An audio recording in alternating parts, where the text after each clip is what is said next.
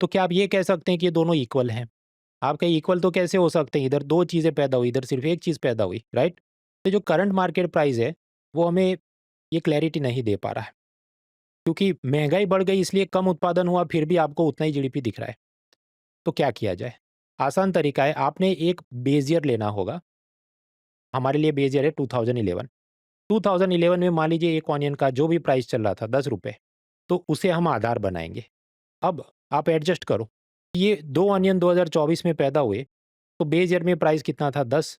हाँ, तो ₹10 का एक ऐसे 2 ऑनियन पैदा हुए, तो 2024 का जीडीपी कितना है? ₹20।